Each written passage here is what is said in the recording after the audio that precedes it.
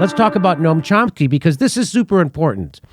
So this guy is Andy Slavitt. Now, if you don't know who he is the senior advisor for COVID response. He was the past head of Medicare, Medicaid for Obama, author of Preventable. So he's the former Biden White House senior advisor for COVID response. That's who he is. And what did he tweet out? What did he say? He said, given Delta's contagiousness and the fitness of future mutations in order to beat it, this means that SARS-CoV-2 will be contagious enough that everyone will get the virus. Everyone is going to get the virus. I've reported this before, because why do I know this? Because that's how the science is, and also because I watched John Campbell on YouTube, who is a PhD, and he teaches nursing, and he's the one who showed me the research on his show that now all the experts are agreeing everyone is going to get the virus at some point. So it's going to go from a pandemic to an endemic. And the countries that are opening up now, they're not opening up because they beat the virus. They're opening up because they realize they have to live with the virus. That's what's happening. Look at places like Iceland. Look at places like Denmark. Look at places like Sweden, Finland. They're realizing they have to live with it. And that's what's called an endemic. An endemic is when you decide you're going to live with it and treat it. Here's Noam Chomsky being asked about unvaccinated people. What are your thoughts on mandating vaccines? Well, it's a mixed story. I think people who refuse to accept vaccines, I think the right response for them is not to force them to, but rather to insist that they be isolated. If people decide, I am willing to be a danger to the community by refusing a vaccine, they should then say, well, I also have the decency to isolate myself. Okay, I don't want a vaccine, but I don't have the right to run around harming people. That should be a convention. Enforcing is a different question. It should be understood, and we should try to get it to be understood. If it really reaches the point where they are severely endangering people, then of course you have to do something about it. So if smallpox turns out to become rampant again, and some people are insisting on running around to public places where they might have smallpox, well, you've got to do something about it. So, and what he wants to do is have an authoritarian government isolate them from society. Now, why is he wrong on that 100,000%? Well, because as I told you, everyone's going to get it. So you have to prepare for when you get it. And you're going to get it from an unvaccinated person, or you're going to get it from a vaccinated person. Because as the science now shows, that vaccinated people also shed the virus. And that you can get the coronavirus from a vaccinated person. In fact, a Harvard study I just did a story on showed that the counties and countries with the highest vaccination rates have the highest transmission rates. So this idea that Chomsky has is anti-science. He's not a virologist. He doesn't know what he's talking about. He's just a scared old man. He's responding through fear. And how does he respond from fear? He wants to oppress someone else. He wants to become an authoritarian. And that's just an old man who's afraid. That's not science. That's not intellect. That's not logic. That's anti-science and anti-logic. We are all going to get the virus, so you have to prepare for when you get it. It's not going away. As the director, Joe Biden's director of COVID response, told us. So what Chomsky's saying here is incorrect, authoritarian, and a nightmare. And guess what? He doubled down on it. Here's from you, Matt. Here's Chomsky doubles down on his previous call to segregate. Listen to what he says this time. When you talk about folks having the freedom to separate if they don't want to abide by these vaccine mandates, By the way, can I just say, saying we're going to separate you from society might not be the best way to get people to comply with your vaccine request. I'm just going to go out on a limb here and say that's not good persuasion. Okay. What would that look like on a practical level? Does that mean that folks need to just stay home and have like groceries delivered to them? Does it mean like separated communities of folks who are unvaccinated, or just, how do you think this would practically play out? Same way as with people who say that I don't want to accept traffic rules. I suppose there were people who said it's an attack on my liberty to make me stop at a red light. Okay, guess what a red light isn't? An invasive medical procedure. How about that? That's not what's sitting at a... Hey, how many people get a heart inflammation from sitting at a red light? Do you know what the study on that is? 0. How many people get tinnitus from sitting at... How many? What are the long-term effects of sitting at a red light? Nothing.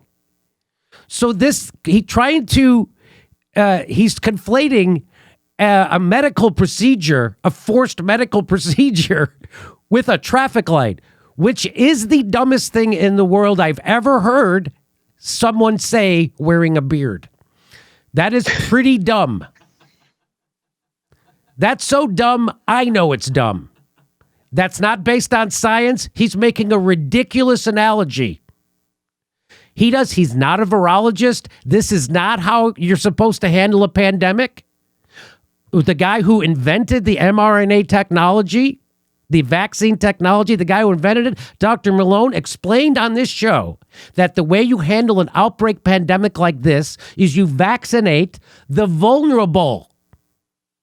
And then you let it spread to the healthy, and then it becomes more contagious and less deadly.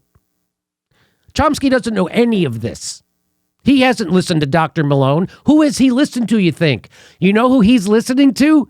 Dr. Fauci, who we just proved is a pathological liar and cannot be trusted about anything, and he's been shown to shift his medical advice depending on what the politics are of the moment.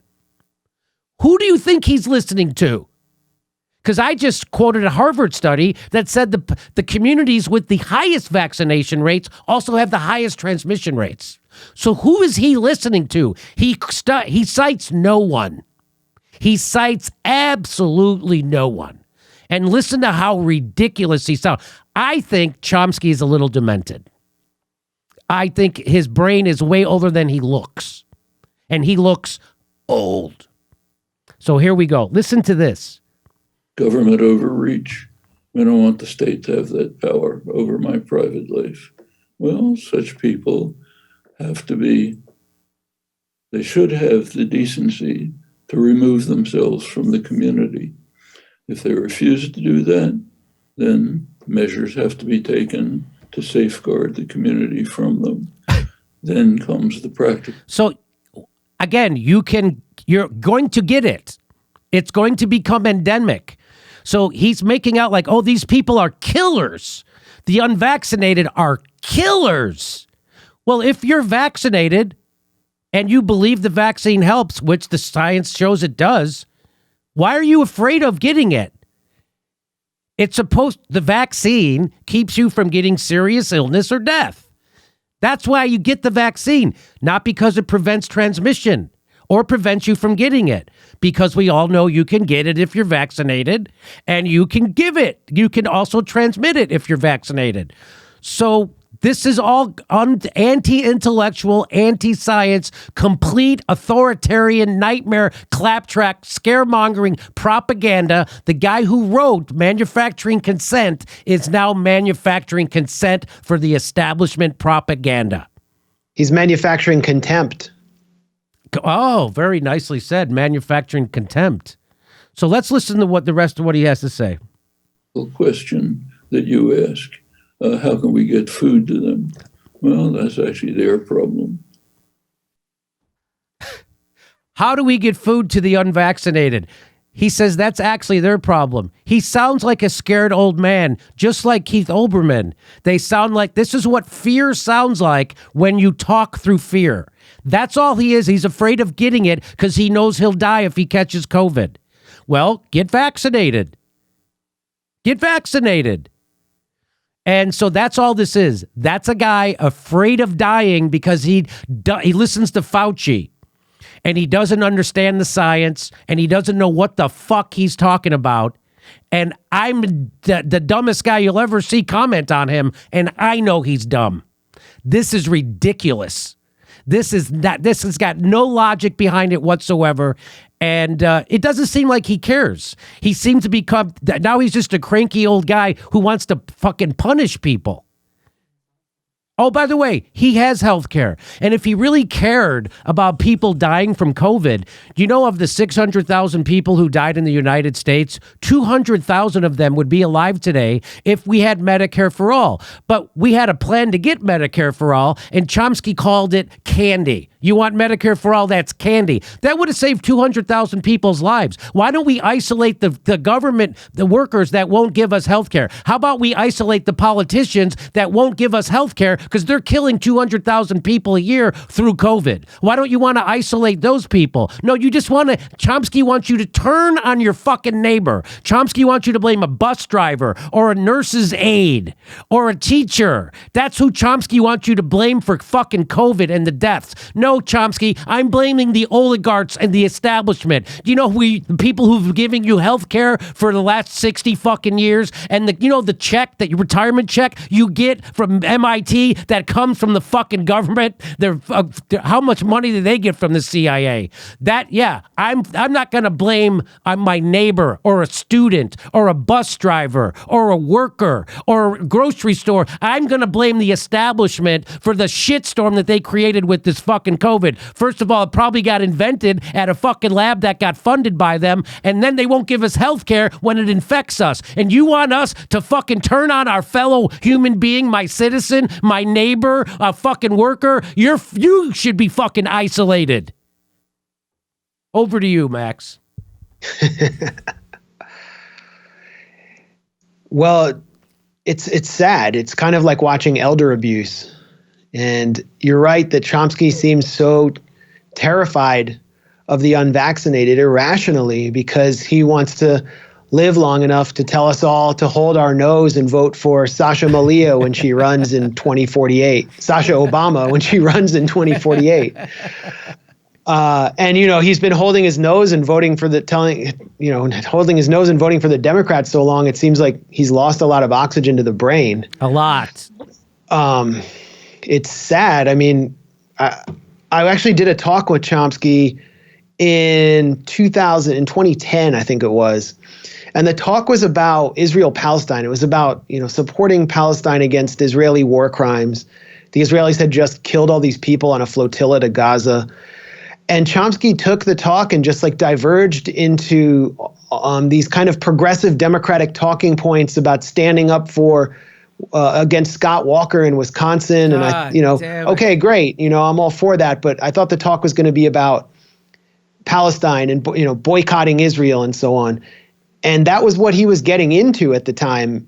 It wasn't the Chomsky that influenced me in the 1990s when I was kind of getting into radical politics. And he was a truly original thinker who was critiquing the Democrats harshly. You watch that whole interview that he gave on Primo Radical, and beyond his call for go ahead, keep going. Basically segregating the unvaccinated in de facto camps and starving them at some point, or bringing them to the brink of starvation. You can just feel the hatred in his voice for a whole slice of the population that he clearly fears. He is just spouting progressive democratic talking points and defending AOC. He's very ornery, and much of what he says is not insightful. It sounds like received wisdom. It's strange to hear Chomsky speak that way. He's not a virologist. He doesn't know how to handle a pandemic. And where is he getting his fucking information from? I got to say, many of the self-proclaimed leftists I know are getting their information about it from mainstream media. That's right. From the sources that they hold in contempt on other things like Syria, Russia, the issues of war and peace. And they think that anything in the alternative media that is critical of the biomedical consensus that's been foisted on us by billionaires like Bill Gates and the World Health Organization is anti-vaxxer conspiracism. You actually see people who come from the same kind of political tendency as a Noam Chomsky use terms like dangerous conspiracy theories when those terms have been previously used against them on Syria or Russiagate. So this pandemic has really done a lot of brain damage to people who have been critical thinkers. I think, there are other issues with Chomsky, and he actually has taken positions that came under harsh criticism from Michael Parenti, who I think was one of the most cogent critics of not just U.S. empire, of the 20th and 21st century, but also of the way that elites function. Michael Parenti, you're talking about Parenti. Michael Parenti. Yeah, and Michael Parenti's Parenti's great. 1993 talk at Berkeley, Conspiracy and Class Power, Conspiracy and Class War. I might be getting the name wrong, but I've listened to the talk several times. Presents a very good critique of Chomsky, who at the time was pushing a kind of accidental view of history, that elites actually don't conspire and that history just happens on its own. It's kind of a liberal understanding of history. And it feeds into the establishment idea that anyone who critiques power is a conspiracy theorist. Chomsky also celebrated the collapse of the Soviet Union. He has been supportive of keeping U.S. troops in Syria more recently. He's been kind of all over the place. And I started to go back into Chomsky's history today for a piece that we'll be putting up tonight. Let me just say, where he's not all over the place is every 4 years, he tells you to vote blue. He never wavers from that. And for my entire life, he's never told you to vote for anybody but blue. Go ahead. Well, actually, in the 90s, I thought he would kind of piss on electoral politics. And he said it's like choosing between two tubes of toothpaste when you vote for president. And he, belittled the outrage over Bill Clinton's impeachment and the interest in the vast right-wing conspiracy. He spoke a totally different language then. And you're right that he went from critiquing the manufacturing of consent to basically spouting corporate media talking points on one of the most consequential issues of our time. And we should remember he wrote Manufacturing Consent with Ed Herman, who I think was much more of a radical political and cultural critic than Chomsky was, and Ed Herman isn't with us. And that book was written after Michael Parenti's book that I'm pointing to right here, Inventing Reality, which I think people should turn to and see how Parenti was actually cutting through the bullshit in an even sharper way than Chomsky was. I was going to mention one more. The Michael Parenti talk is called Conspiracy and Class Interest. Was that what it's called? That's the one I have. I pulled up on YouTube. Yeah. It's on YouTube, and it's called Conspiracy and Class Power, and it's just an audio recording of his talk. Okay. That was taped by Pacifica back when Pacifica was like really taking on the establishment. It's kind of sad to see what's happening there. But anyway, back to Chomsky. In the early 60s, and I think this speaks to an aspect of Chomsky's psyche that isn't well understood. It's just a theory about him. In the early 60s, he was consulting for a nonprofit that was funded by the military called MITRE, M-I-T-R-E. MITRE was founded by the U.S. Air Force and the Massachusetts Institute of Technology, MIT, which is where Chomsky has always worked. He was the most brilliant linguist in the country, and he was brought in to help them use language learning to enhance command and control systems that would essentially deploy the Air Force's store of conventional and nuclear weapons. And MITRE went on to spend 1/4 of its time and budget consulting on the Vietnam War. This was after Chomsky had consulted for them. Chomsky even visited their offices in 1965. His name is on the documents about their language learning command and control systems that they were trying to develop for the Air Force. But MITRE went on to be one of the key consultants for the US military in the Vietnam War and produced an electronic fence that was extremely costly, probably not very efficient, but was designed to help the US military target Viet Cong and North Vietnamese troops for destruction. By that point, Chomsky was becoming a critic of the Vietnam War, but this part of this sort of footnote in Chomsky's history, I don't know if he's ever addressed it, but it shows where he comes from. He comes from a technocratic background, and the technocracy has gained new power through the pandemic, and it seems that he's kind of gone full circle to identifying with these technocrats who he relates to, and their view of the unvaccinated is that they are irrational cave people who do not listen to science and will not comply, and that therefore measures have to be taken against them. And the perspective of the people who have resisted this vaccination program is never listened to, even though many of them are adhering to the science much more closely than Chomsky is, as you pointed out. They will say, I have natural immunity. I was already infected. According to the Tel Aviv University study, the largest study of natural immunity ever published, I have 7 times more antibodies or B memory cells than someone who was vaccinated alone.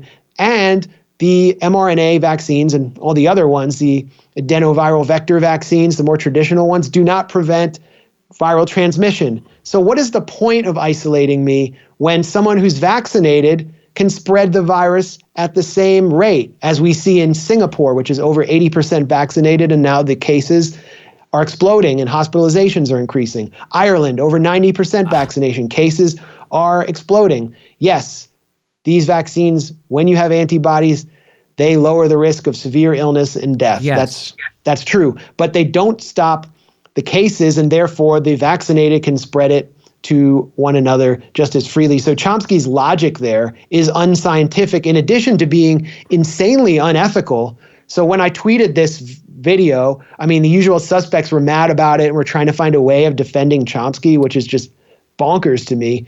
But Chomsky eventually trended because I think people who actually have common sense and are able to see through the propaganda, they haven't been hypnotized yet, including people on the fence, just saw what he said is so deeply unethical that it just went against everything they believed in. And it shocked them so much because Chomsky is someone who they thought was resisting power and encouraging disobedience before unjust state power. And here he is calling for one of the harshest policies that could ever be imposed in on people who haven't even committed any crime. Yeah, no crime. What's all they're doing is resisting a mandate that Fauci himself said you should be able to resist, that people can refuse a vaccine. You can't enforce that. You can't mandate that someone get it. You know who else said that? Joe Biden said that. You know who else said that? Nancy Pelosi said that. They all said that about a year ago. What changed? I don't know what changed. They won't tell me what changed. Chomsky won't, and Chomsky probably doesn't even know that they changed their position. Does Chomsky not even know that the position of the ACLU and every real leftist in the world is against mandates? He doesn't know that. He doesn't know that everybody just changed their opinion. He acts like you're some kind of a fucking asshole who needs to be punished and punished hard and quickly if you don't go along with this mandate. And you know, right now in New York, there are firemen, there are EMTs, there are paramedics, there are and policemen. They're marching in Brooklyn right now against the mandates. And you know what people, shit libs like Keith Olbermann are? They're tweeting out, fire them all. That's what he just tweeted out. Keith Olbermann today. Fire all the policemen, firemen, paramedics. Fire all those people. Those people were heroes on 9/11, and now they're pieces of shit because they won't go along with your politics. And that's just fear. That's all that is. Keith Olbermann doesn't know he's going to get COVID. Chomsky doesn't realize if he lives long enough, he's going to get COVID. We're not getting rid of COVID.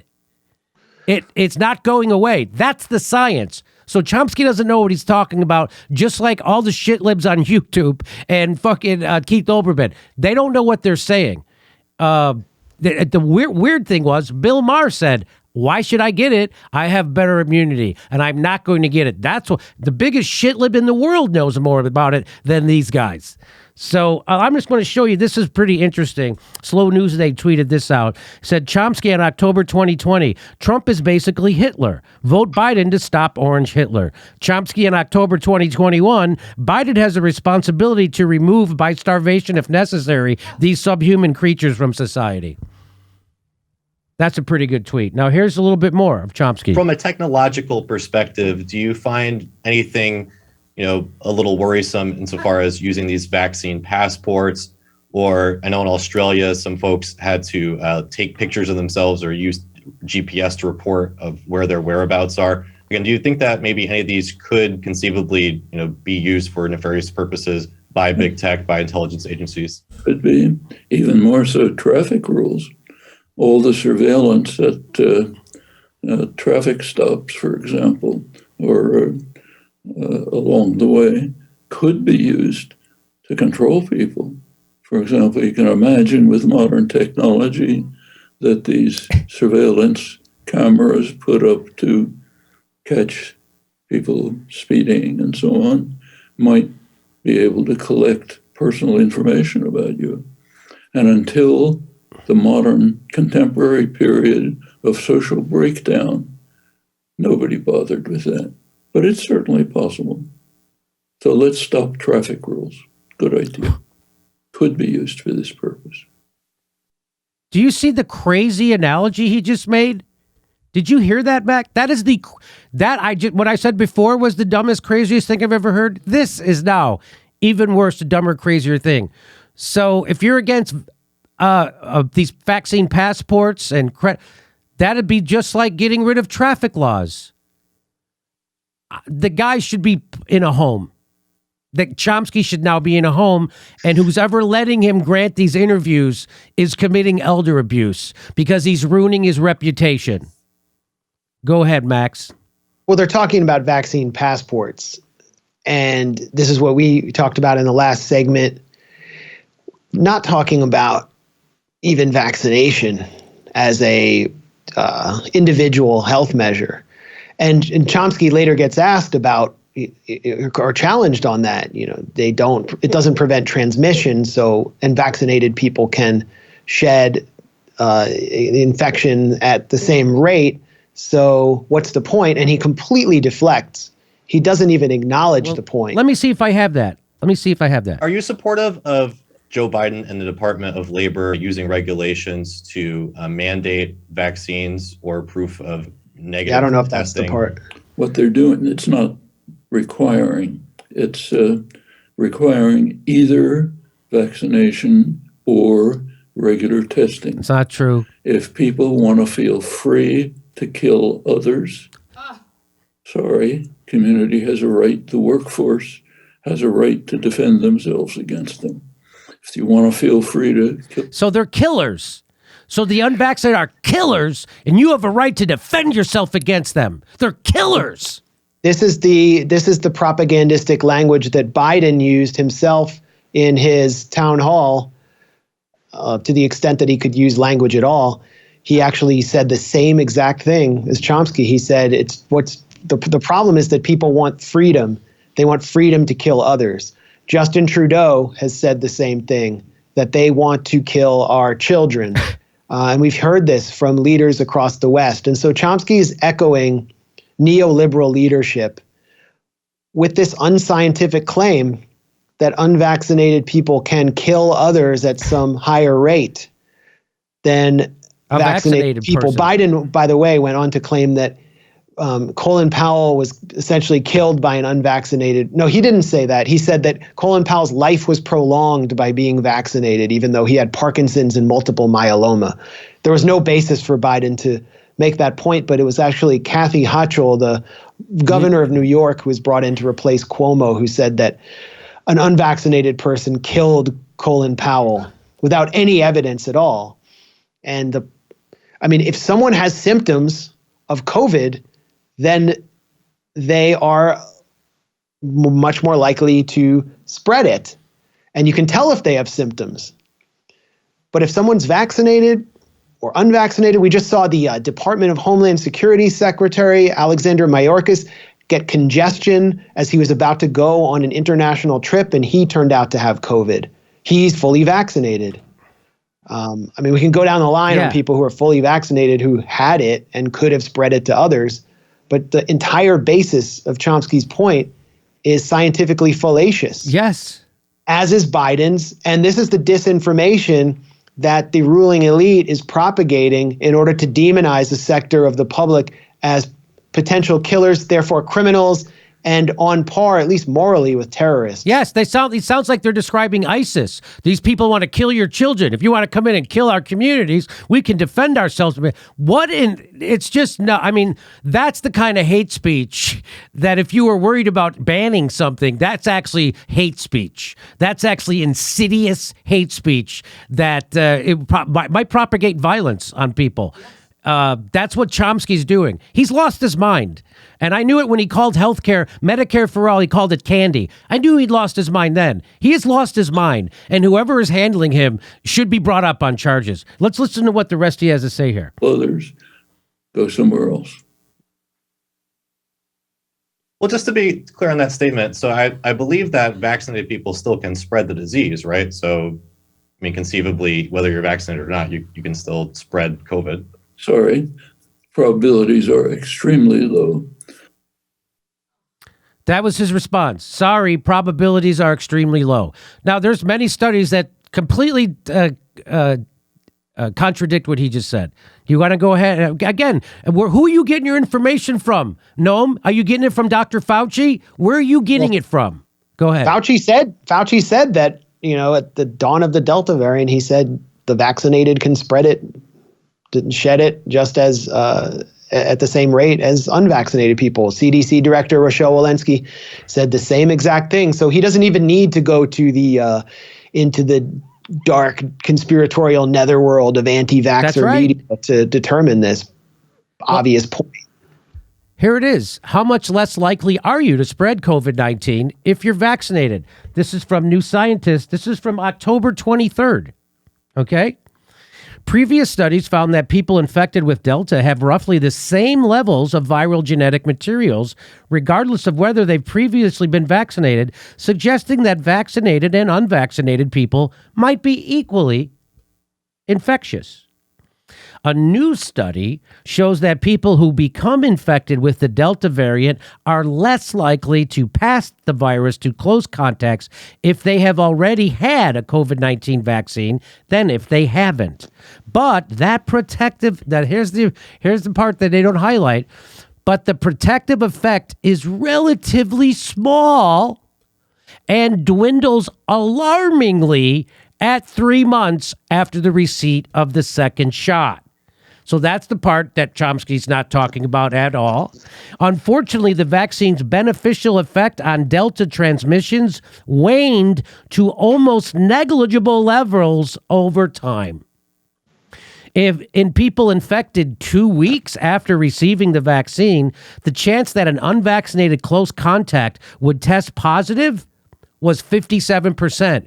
But 3 months later, that chance rose to 67%. The latter figure is on par with the likelihood that an unvaccinated person will spread the virus. So 3 months after you get vaccinated, you are just as likely to spread it as an unvaccinated person.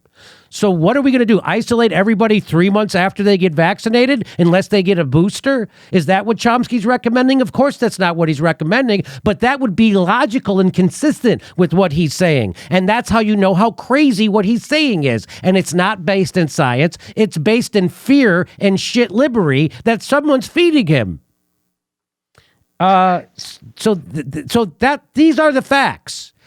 Yeah, what Chomsky's saying is not academic. I mean, this is something that's happening across societies. Wherever vaccination passports are imposed, people are being separated from society and they are being denied services. They are being turned to surplus humanity. And it's not a joke. In Lithuania, for example, where they have a very high vaccination rate, but one of the strictest passport systems in the world, Green Pass, they call it the COVID Pass. There's a thread, an incredible thread by someone who did not take the vaccine, who resisted it, named Gluboko Leatuva, who said that with no COVID pass, my wife and I are banished from society. He published this on October 7th. We have no income, banned from most shopping, can barely exist. My wife and I have been suspended without pay for 4 weeks. We can't return to our jobs. Not sure if our employers would let us back. Even if they did, our colleagues despise us, wish on social media for our death. Nothing we can do will ever erase that. We can't work there.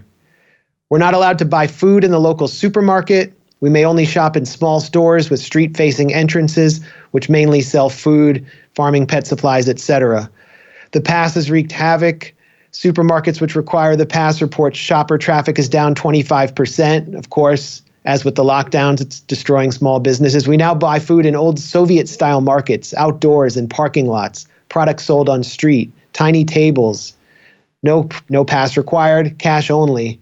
Life finds a way. And it goes on with this dark story of someone who just resisted a government mandate, someone who had already been infected, who already had antibodies, and is now being driven out of their society. And he goes on to post quotes from Lithuanian politicians and leaders who are calling for the mass murder of the unvaccinated. If we cannot persuade, convince, or somehow prod people into protecting themselves on their own, then all we can do is impose on them a mandate, is how it kind of started out. But then Andrius Kubilius, who's a former prime minister of Lithuania, said, if you don't get vaccinated, prepare your grave. You don't have the right to rapidly drive others to their graves. Wow. So it's this moral superiority justifying borderline genocidal calls, echoing Noam Chomsky, that we've also heard on CNN from Don Lemon, who called for banning unvaccinated people from supermarkets. We heard on the popular center-left NDP podcast, Canada Land, the host say that he wished the unvaccinated would all just die so that his children would be safe. And we have heard this language just from, you talk about Keith Olbermann, he's really the id of global center-left liberalism. I mean, he's really expressing what so many people have been conditioned to feel. And it's an incredibly dangerous moment because it's not only unethical, it's unscientific, it's irrational, it's based in fear. And it reminds me so much of the language we heard first about the terrorists after 9/11 or Muslims themselves, and then about Russians during Russiagate, except there's no clear face to the unvaccinated. You're right. They could be anybody, and they live among us. So it's much more intimate. And here's, of course, shitlib extraordinaire, Mehdi Hassan, says Noam Chomsky is trending because he wants to get tough on people who choose to stay unvaccinated. Good for him. So this is people now cheering on, cheering on this kind of authoritarian punishment for people who pose no threat to you. Seems many need to hear this. It is profoundly inhuman and undermining of a free society to force or coerce people into medical treatments against individuals' will. To force to vaccinate, individual freedom of thought and choice is essential for free society and humanity. Yes. And I have the video where I can show you Noam Chomsky referring to Medicare for all as candy, but he talks too slow, so I don't have time for that. So let me just say, Chomsky trends every 4 years because it's the closest liberals can get to speaking to the left's manager when he tells you to go vote blue and tells you to vote for Biden. Well, very few people in the what would pass for the left now have a critique of this anymore. It's strange. I mean, Christine Lagarde, the European central banker who is a convicted financial criminal, declared in a tweet that the entire world needed to be vaccinated. Vaccines needed to be put in the arms of every single person in the entire world. And she tagged Klaus Schwab from the World Economic Forum in her tweet. And the World Economic Forum has put out a paper declaring that mass vaccination of the entire world, particularly in the global south, will produce $500 billion of profits for 10 developed nations in the global north. So it's basically like a giant corporate bailout. Yeah. And that's how Moderna's CEOs from a previously small failing company wound up on the Forbes 400 list this year, was because of the money that the public put into their vaccine. I don't even think they expected to get this wealthy. And now Sweden has, I think, announced that they're not using they will never use Moderna again. Iceland has taken it out. Canada has suspended it for part of the population in Ontario. Denmark suspended it for young people. So now we find out. I mean, that's a huge scandal to me, but these guys are laughing all the way to the bank. That's right. It's a huge scandal, and no one seems to know about it. The people who wrote about political economy, who understand how this works, are either silent or they're cheering it on. Many of them. So when Chomsky says, it's just the taking a vaccine is just the same as sitting at a red light. Yeah. Then why did Sweden just get rid of some of their red lights? Why did Canada just get rid of some of their red lights?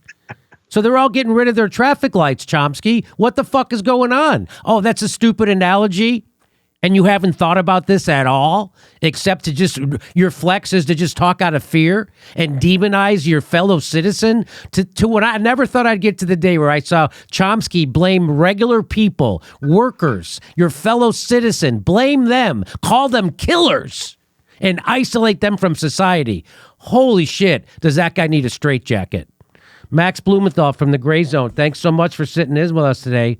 I can't believe where we are as a society, and I can't believe it falls on the shoulders of assholes like me to fucking tell the truth about this. But I am going to tell the truth about this because nobody else has the fucking courage. Nobody has the courage at CNN or MSNBC. Certainly nobody at the Intercept is ever going to tell you the truth about this. They're only going to lie to you about COVID. Same thing with the fucking Young Turks. The same thing with all your... where are you going to go to get the truth about this? It's crazy. That's why we're on Rumble. Where are you going to go to get a critical assessment? Let's not even say it's the truth. That's right. Where are you going to go to get a critical assessment? And sadly, a lot of people have to go to right-wing media because for some reason the left is just tuned out and decided to just follow the scientism, not the science, but the scientism. It's unusual to me because they previously, before March 2020, the main organizations of the U.S. left didn't trust their government. That's right. That's right. But now it's all about if you don't trust government, you're a Trumper. You're a bad person. They welcome the assertion of the worst parts of the state. That's why people are defending Chomsky. They think it's solidarity.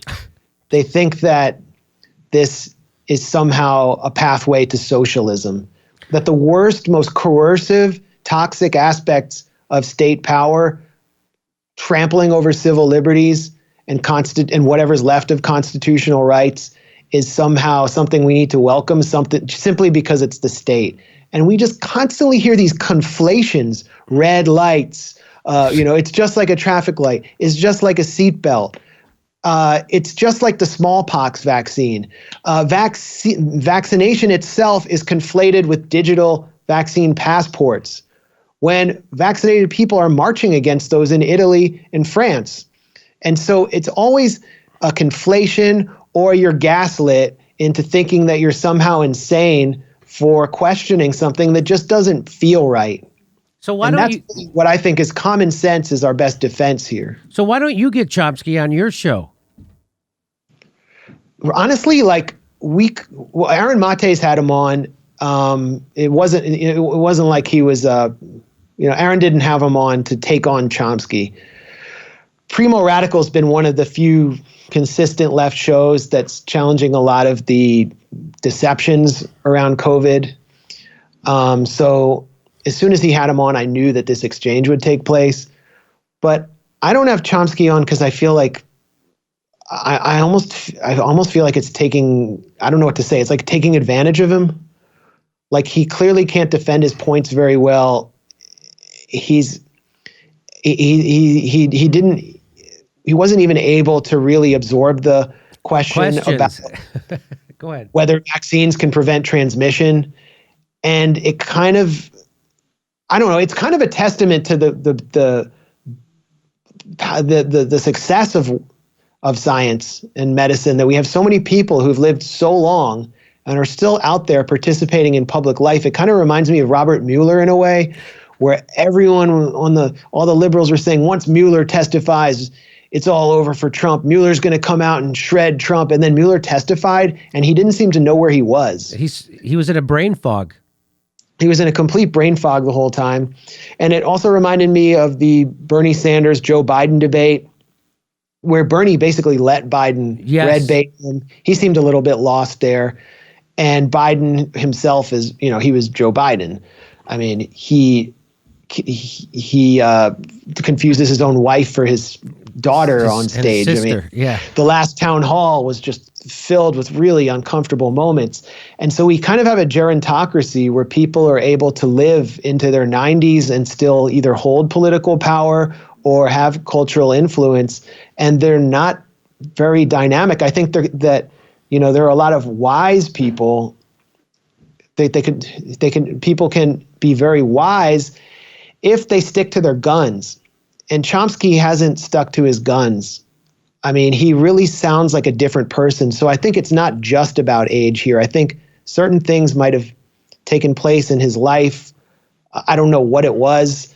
I mean, I've heard some rumors, but he pivoted at a certain point in the late 2000s or around 2010 towards the Democrats and started pushing people every year. But I just remember Chomsky being so deeply cynical about the two-party system in the U.S. in the 1990s, and now kind of learning to love it. Well, I remember when he would school reporters and show you that every president is a war criminal, including Carter. And now he runs around saying Putin and Assad are the war criminals and the monsters. It's just, he just sounds like just another regular Hillary Clinton. But we got to run. Max, thanks again for your time. Everybody check out Max at the Gray Zone and check out all the reporting that they've done on this, right? It's been invaluable. So thanks so much for everything you do over at the Gray Zone. We'll talk to you soon. Thanks a lot, Jimmy. Okay, bye, buddy. I want to let you know, on November 6th, we're going to be in Baltimore. November 11th, we're in Tempe, Arizona. November 12th, we're doing Los Angeles and Studio City. November 19th, Los Angeles and Studio City. And then Thanksgiving weekend in Portland, Oregon. Go to jimmydorecomedy.com for a link for all those tickets.